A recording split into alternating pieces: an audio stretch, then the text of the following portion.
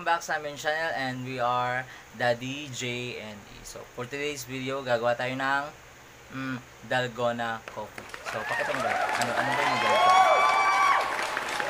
Nakikita ba siya? Oo. Kung masyado lapit yan. So ayan. Ang trending ngayon sa YouTube na maraming gumagawa ng tutorial. So paano masabi? Siya nakita at ngayon nga naisipan ko na gumawa din ng sarili naming version. Para kasi mag-aalas 3 na ba, Dad? 3:35. Okay, so mag-merienda time na kami. So naisip kong gumawa nun. So gagawa ko na rin sila, yung kapatid ko si Kiko at saka si Buntis na tulog pa sila ngayon. So gigising ko sila after ko magawa yun. So simple lang to gawin kasi napanood ko na siya eh. Tapos konti lang yung mga sangkap. So kanina pumunta si Buntis sa grocery tapos nagpasabay ako sa kanya ng fresh milk yun, pasensya. So ang mga kailangan natin ay fresh milk, coffee, brown sugar at saka ice. So let's go guys. Gawa na tayo. And so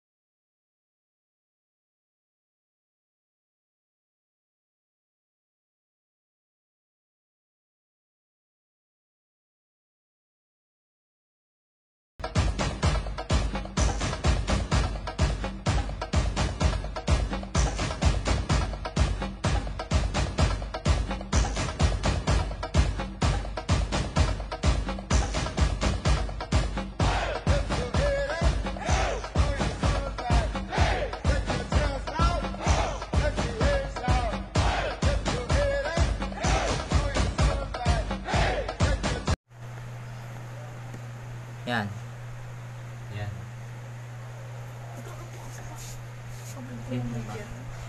Puti ko parang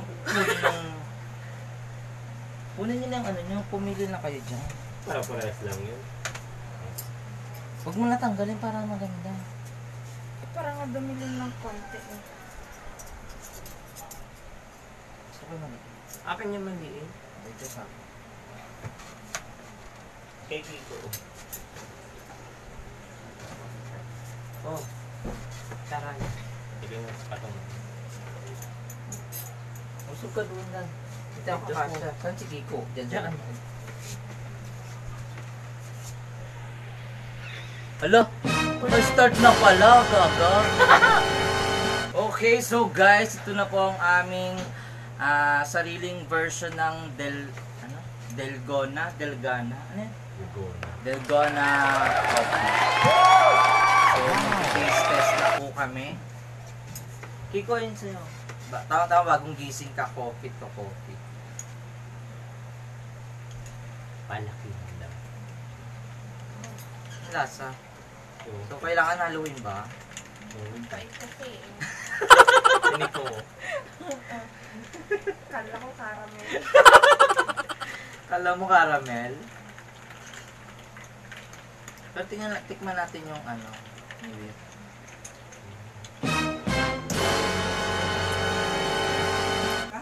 Pait. Parang kasi yung kape. Dad, ganun talaga yun. Siguro kailangan... Dito ka, Kiko, para makita reaction mo. Kapaitan. Sabi Hinigup niyo na yung milk. Hindi. Nahalo ko nga muna mabuti. Mapait. Amoy pa lang Masarap. kasi. Masarap pag kasama yung milk. Milk? Paano masabi? Yung fresh milk. Ihalo mo muna sa gumain. Siguro kailangan haluin. Sana nagtimpla na lang tayo ng kape dahil 3-in-1. So, ayun. So, ang lesson learned po natin, wag po tayong gaya-gaya po na kung ano ang trending, igagayahin na natin. Wag po ganon. Paano masabi?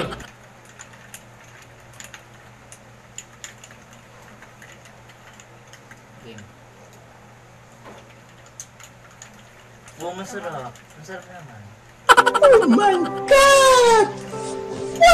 Hindi ba fresh milk? Punta ba naman talaga? Eh, yung masukal din kasi. Sobrang tipid naman. Parang wala. Parang tubig. Marami lang nga ako ng dapat na may kape. Parang tubig lang.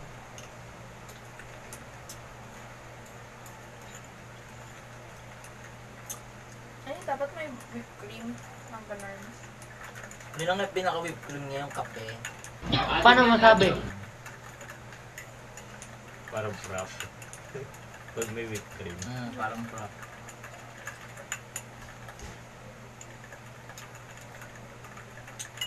Bilis mo. Ang sarap po yan. Siyempre ako gumawa, no? Kailangan niya talaga ubusin Kaya sabihin mo sa... Pero masarap naman. Para lang siyang matabang na Masarap naman siya. Hindi siya matamis. Ano na talaga siya? Parang boom, gising. Pang Starbucks. Pati barako. Pang Starbucks. Ang Starbucks. Ang sarap. Ang sarap naman siya. Sarap ko pang. So kung gusto niyo po talaga anong lasa, malaman kung anong lasa, try niyo na din po gumawa sa bahay niyo. Kung wala po kayong hand mixer, pwede niyo pong gamitin yung pang-whip ba? War whisk. Whipper, ano? War whisk. Wire whisk. Ang gaganunin niyo lang. Pero, Pangbate. para matagal, kailangan matagal. Para, Kapangala yun. ano tawag doon? Mag-whip. Para umalsa. Para umalsa yung coffee tsaka sugar. Malapot siya.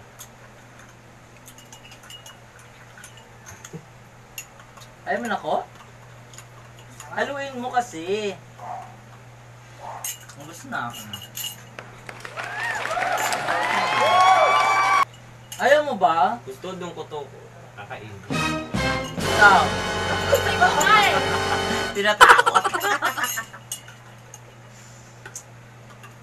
Ayaw doon, Kiko. Akin na lang. Inumin niya yan. Ayaw mo na, Day. Alis ka na, Day. Dito ako.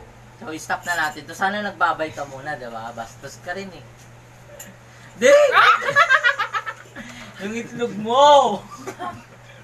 Bye-bye. So hanggang dito na lang po. Maraming salamat sa pagnood sa aming video for today. Bye!